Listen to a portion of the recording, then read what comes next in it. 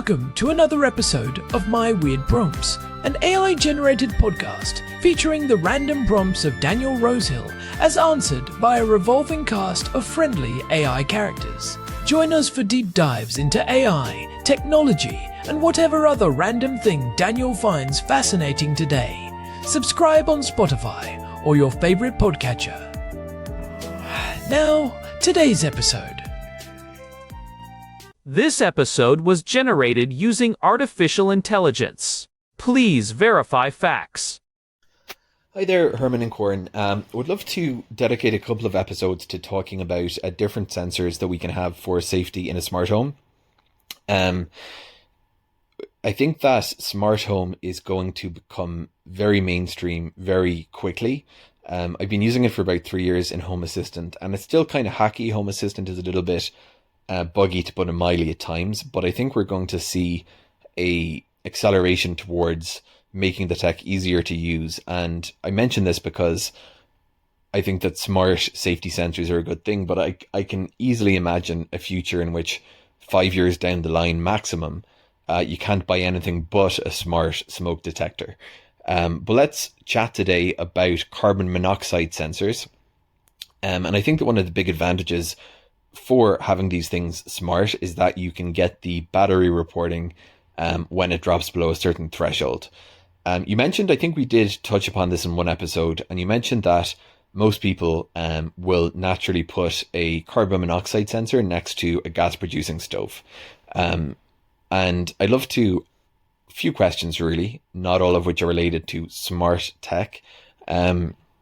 Firstly, gas producing stoves is a classic one, but I gather there are some other things that could produce carbon monoxide. So what are we talking about in terms of potential things we have to be putting sensors there for? The second thing that I'd like to ask is if we're going to have one sensor per apartment.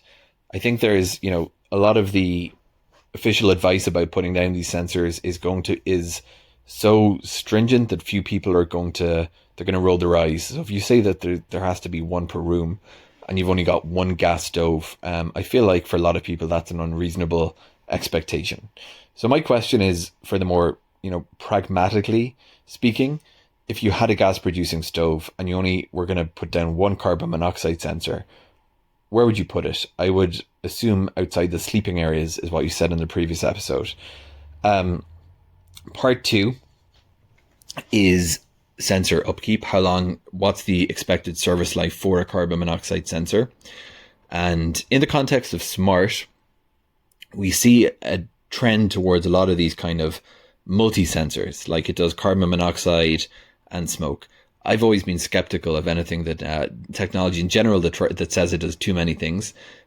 So for smoke, I've installed a separate smoke and carbon monoxide sensor. Is that a good call, or do you think if there are good manufacturers, you can actually find a good quality combined smoke and carbon monoxide sensor and just have one sensor like that in the kitchen or outside the sleeping areas?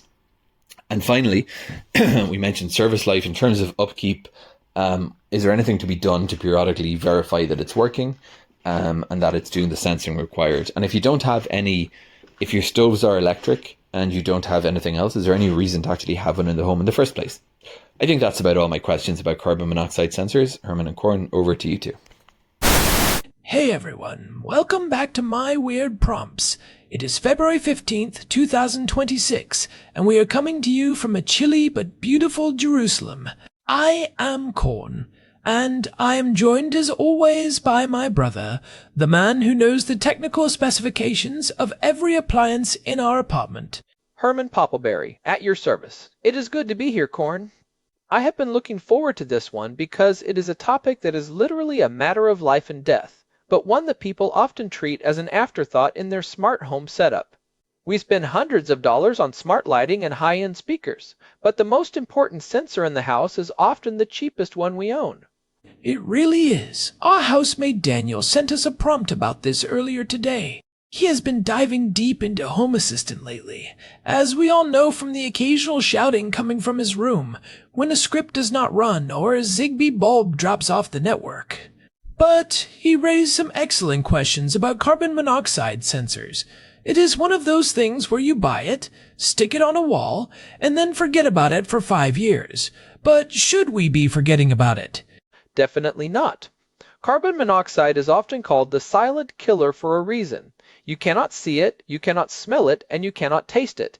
It is non-irritating, so it does not even make you cough. By the time you realize something is wrong without a sensor, it is often too late.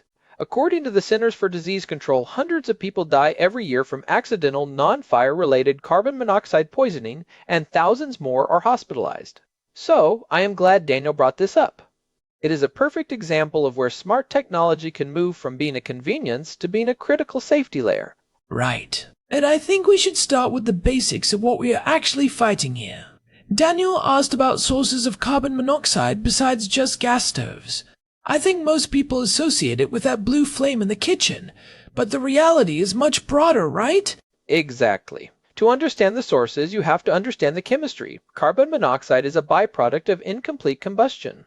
In a perfect world, when you burn a hydrocarbon like natural gas, propane, or wood with enough oxygen, you get carbon dioxide and water vapor. But we do not live in a perfect world. If there is not enough oxygen, or if the flame is not burning efficiently, the carbon atoms only bond with one oxygen atom instead of two, and you get carbon monoxide. So any fuel-burning appliance is a suspect? Every single one. In a typical home, the big ones are your furnace or boiler, your water heater, and yes, the gas stove. But there are others people forget about. Gas clothes dryers are a source. Wood-burning fireplaces or pellet stoves are huge ones. Even those decorative gas logs can be a risk if they're not vented properly or if the chimney is blocked. And since it is February, we should talk about snow. If you have a high-efficiency furnace that vents out the side of your house, a heavy snowdrift can block that vent, forcing the exhaust back into your home. What about things outside the main living area? I know a lot of people use space heaters or even portable generators during power outages, especially in the winter months. That is actually where a lot of the tragedies happen. Using a charcoal grill or a portable camping stove inside a house or a garage is incredibly dangerous. And portable generators are one of the leading causes of accidental carbon monoxide poisoning.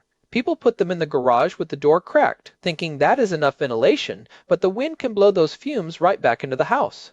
Even an attached garage with a car idling for a few minutes can send dangerous levels of carbon monoxide through the door or through the ventilation system into the living space. In fact, modern cars are much cleaner than they used to be, but they still produce enough carbon monoxide to be lethal in an enclosed space very quickly.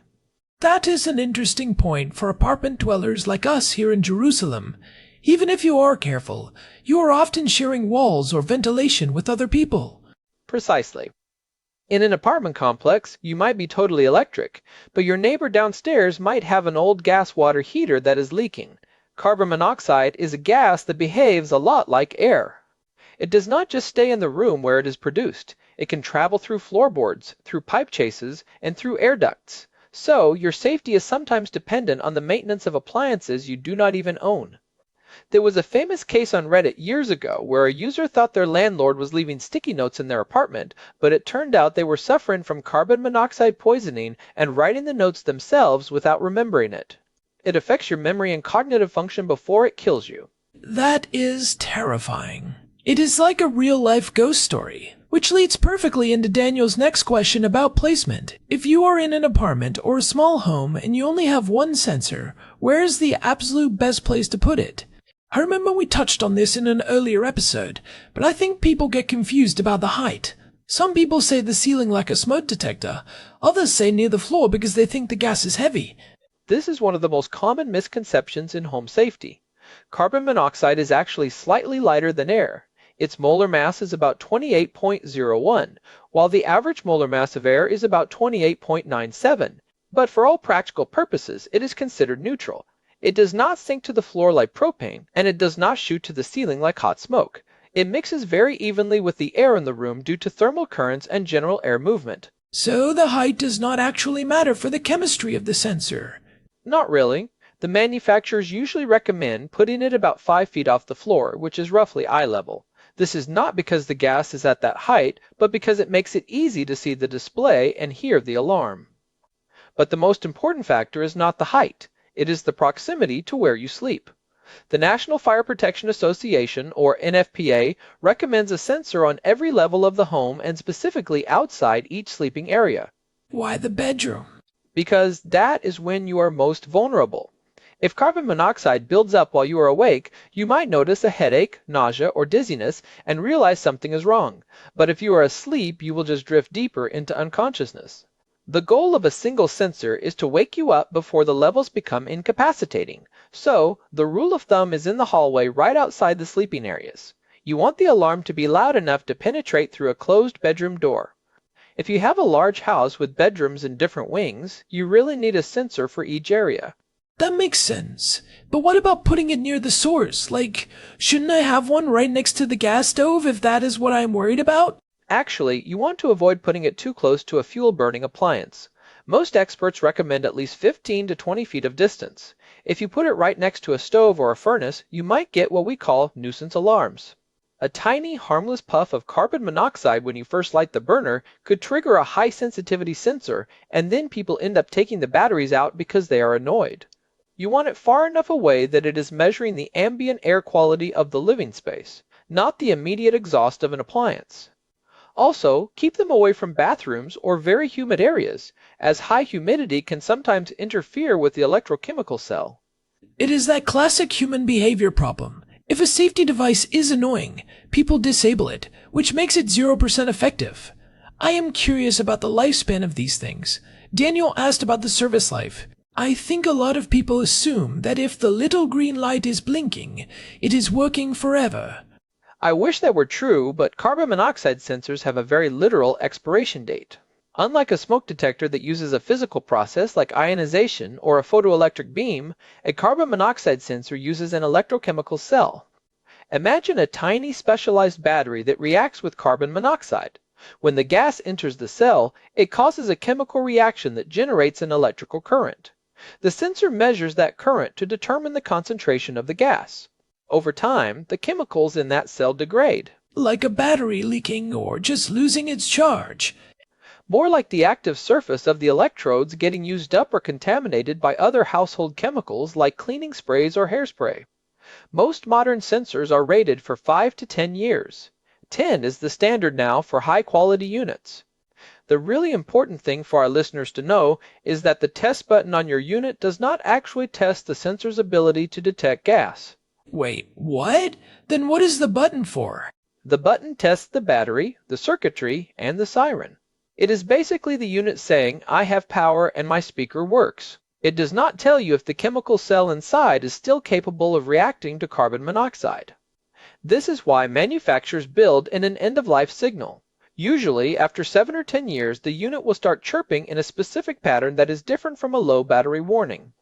It is basically a hard-coded suicide switch that tells you the unit is no longer reliable. In many modern units, once that end-of-life timer goes off, you cannot stop the chirping until you replace the unit. That is fascinating. So you cannot just keep swapping batteries. When it chirps that specific way, it is garbage. Exactly. And you should check the date on the back of the unit when you buy it. Sometimes they sit on a warehouse shelf for a year before they get to you, and that clock starts ticking from the moment of manufacture, not the moment you plug it in. If you buy a 10-year sensor that was manufactured in 2024, it is going to expire in 2034, even if you just open the box today in 2026. So, if the test button does not actually test the gas detection, how do we verify it is working?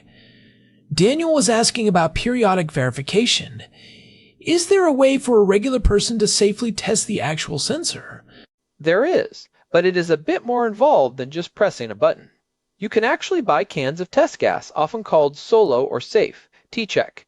It is a small aerosol can containing a safe, calibrated concentration of carbon monoxide. You put the sensor in a sealed bag or a specific testing chamber, spray a bit of the gas in, and see if it triggers. Professionals do this all the time for commercial buildings.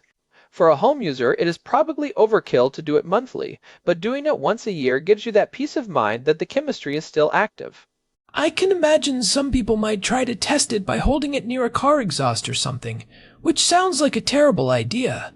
Please do not do that. Car exhaust is incredibly hot and full of particulates that can actually foul the sensor or melt the plastic housing. Plus, you are exposing yourself to high levels of toxins. Stick to the calibrated test cans if you really want to be sure. But honestly, for most people, the best strategy is to buy a reputable brand, note the expiration date on your calendar, and replace it the moment it hits that date, or sooner if it starts acting up.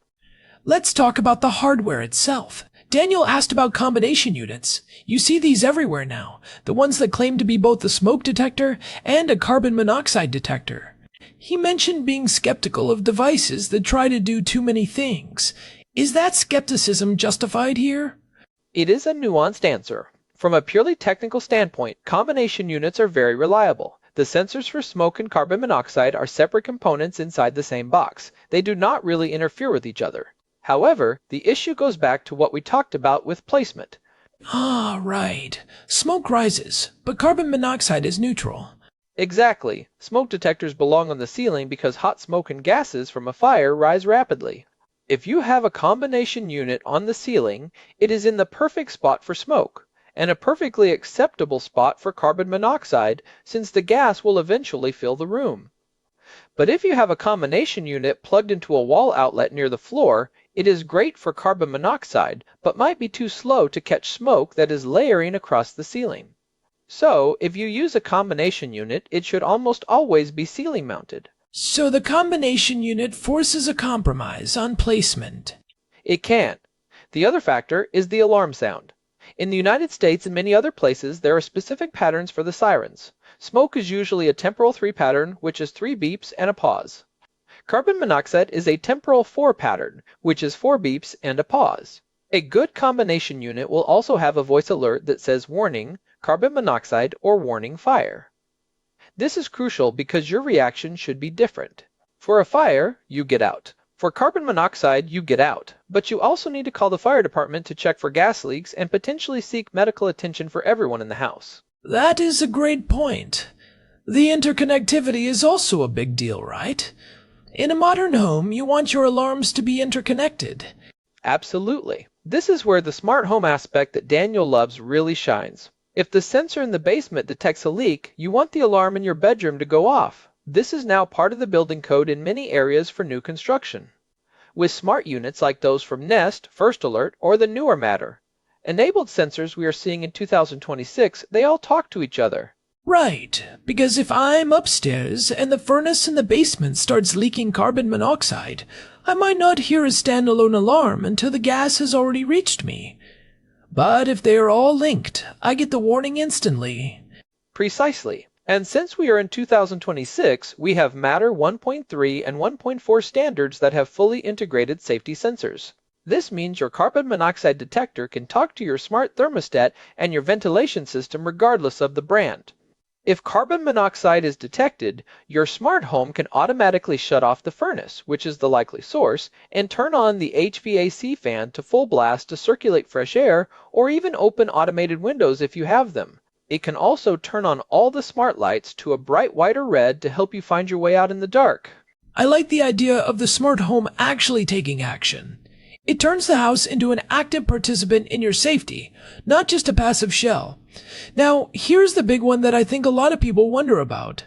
If your home is entirely electric, you have an electric stove, an electric heat pump, an electric water heater. Is there any reason to own a carbon monoxide sensor? This is a great question, and it is one I get asked a lot as more people move toward electrification. On the surface, the answer seems to be no. No combustion, no carbon monoxide. But there are several edge cases that make it worth the $20 or $30 for a sensor. First, as we mentioned, is the neighbor factor. If you live in a multi-unit building, you are at the mercy of the people around you. We have seen cases where a neighbor's furnace exhaust was being pulled into the fresh air intake of an all-electric apartment. Right. The shared walls and ventilation.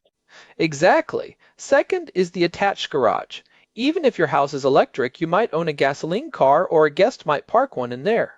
Third is the emergency scenario. When the power goes out, people do weird things. They bring in portable heaters or they run a generator too close to the house. If you do not have a sensor because you think your house is electric and safe, you have no fallback when you are using those emergency tools. I never thought about that. The very moment you are most likely to introduce a carbon monoxide source is the moment you might be least prepared for it. There is one more very modern reason that is becoming more relevant in 2026: lithium-ion batteries. While they do not produce carbon monoxide during normal use, if a large battery pack like one in an e-bike or a home energy storage system goes into thermal runaway, the resulting fire and off-gassing can produce significant amounts of carbon monoxide and other toxic gases. That is a huge point. With the explosion of e-bikes and home batteries, that is a new source of risk, even in a green electric home. And there is the smoldering fire aspect. Before a fire really breaks out into flames, it can smolder for a long time. This incomplete combustion of your furniture, drywall, or wiring can produce significant amounts of carbon monoxide before there is enough heat or smoke to trigger a traditional smoke alarm. A carbon monoxide sensor can sometimes be the first indicator that something is burning behind a wall or in a piece of upholstered furniture. That is a really deep insight. It is almost like a pre-smoke detector. In a way, yes. So, even in an all-electric home, I would still recommend at least one sensor near the sleeping area. It is a very cheap insurance policy against a very wide range of unlikely but deadly scenarios. It feels like the recurring theme here is that carbon monoxide is much more mobile and pervasive than we think. It is not just about the stove. It is about the whole ecosystem of the building and how we interact with it during emergencies. Absolutely. And since Daniel mentioned the smart home aspect, we should talk about the data. We are starting to see sensors that do not just give you an on-off alarm, but actually give you real-time parts per million readings on your phone. That seems useful for identifying a slow leak before it becomes an emergency. It is incredibly useful. Standard carbon monoxide alarms are governed by UL 2034 standards. These standards are actually designed to avoid nuisance trips so they do not go off immediately at low levels. For example, a typical alarm might not go off at 70 parts per million until it has been at that level for 1 to 4 hours. At 400 parts per million, it has to go off within 4 to 15 minutes. Wait, so it could be at 60 parts per million forever and never go off? Exactly. That is the residential standard to prevent people from calling the fire department every time they burn a piece of toast. But 60 parts per million is not healthy for long-term exposure, especially for children, the elderly, or people with heart conditions. With a smart sensor that gives you a numerical readout, you might see that your house is sitting at 20 parts per million all the time. That is not enough to trigger a standard alarm, but it is enough to give you chronic headaches, fatigue, or what people often mistake for the flu. So the smart home actually helps with long-term health, not just immediate safety. Exactly. You can track trends. Maybe you notice that every time the furnace kicks on, there is a tiny spike in carbon monoxide that settles back down. That tells you that your heat exchanger might have a hairline crack that expands when it gets hot. You can catch that before it fully fails and becomes a catastrophe. That kind of predictive maintenance is the holy grail of smart home safety. I love that. It takes it from being a reactive device to a proactive one. Herman, you mentioned the electrochemical cells earlier. I am curious if there are other types of sensors coming down the line that might last longer. There are some solid-state and metal oxide sensors being developed that have much longer lifespans, potentially 20 years or more. They work by measuring the change in electrical resistance of a material when carbon monoxide molecules are adsorbed onto the surface. They are more common in industrial settings right now because they require more power to operate. They usually have to be plugged into a wall rather than running on a small battery for years. But as we move toward more hardwired smart homes with things like power over Ethernet or dedicated low-voltage wiring for sensors, I expect we will see those becoming more common in residential settings too. It is amazing how much engineering goes into a little plastic box that most of us just ignore. It really is a marvel of modern chemistry. It really is. And the fact that we can now integrate it into things like Matter and Thread means that these devices can talk to each other regardless of the brand.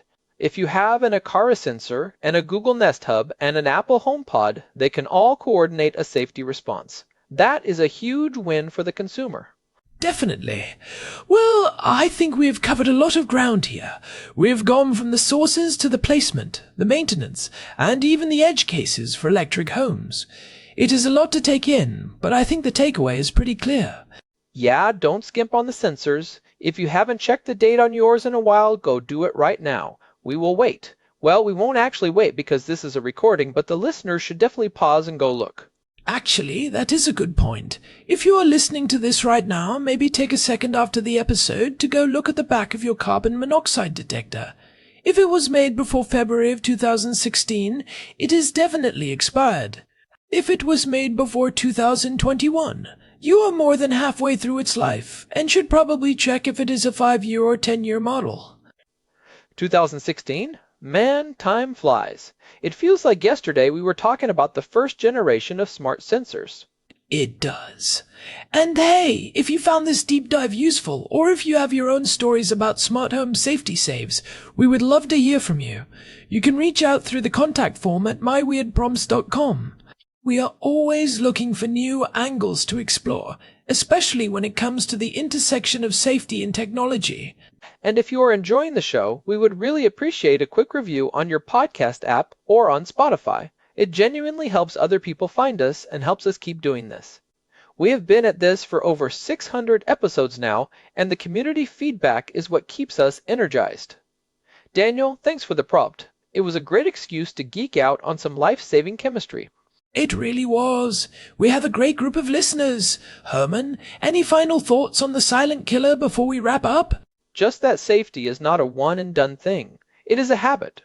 Whether it is checking your sensors, making sure your furnace is serviced annually, or just being aware of how air moves through your home, those little actions add up to a lot of peace of mind. And for the nerds like us, using technology to make that habit easier is what the smart home is all about. Don't just build a smart home, build a safe home. Well said. Thanks for the breakdown, Herman, and thanks again to Daniel. This has been My Weird Prompts. You can find all our past episodes and the RSS feed at myweirdprompts.com.